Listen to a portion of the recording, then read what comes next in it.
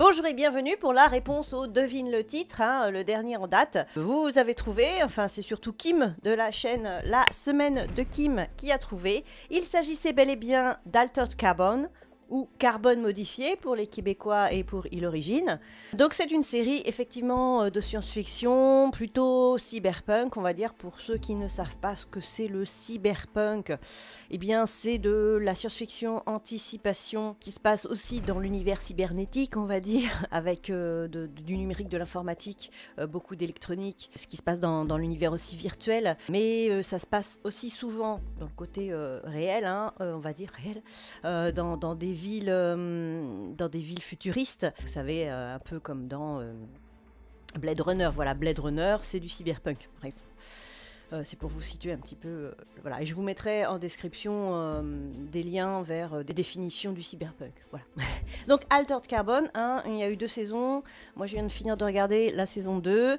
Et c'est tiré de 3 ouvrages. L'auteur, c'est Morgan. Je crois que c'est Andrew Morgan. Mais il faudrait que je revérifie. Si c'est pas ça, je vous mettrai son nom ici en bas. 3 tomes, donc, que je n'ai pas lus. J'ai failli.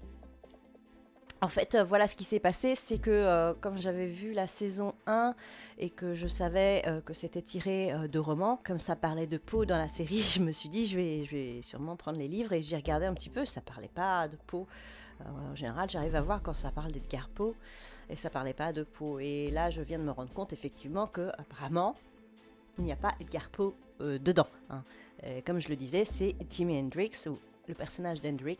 Et comme les droits n'ont pas pu être accordés, les droits pour utiliser l'image de Jimi Hendrix n'ont pas pu être accordés à la production de la série, ils ne l'ont pas pris, ils ont pris quelqu'un d'autre, ils ont pris Edgar Poe, et je trouve que c'est très bien fait, c'est très bien intégré, et le personnage de Poe, je l'adore en fait, c'est un peu pour ça que je regarde la série, c'est aussi un petit peu, paradoxalement, Poe, la figure comique de la série, on s'y attendrait pas, mais si.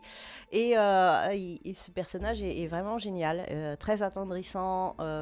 C'est presque lui le personnage le plus humain, finalement, de la série. Donc la série et donc l'histoire, comme je le disais, ça se passe sur principalement une planète, mais il y a plusieurs planètes. On peut voyager de planète en planète, on va dire.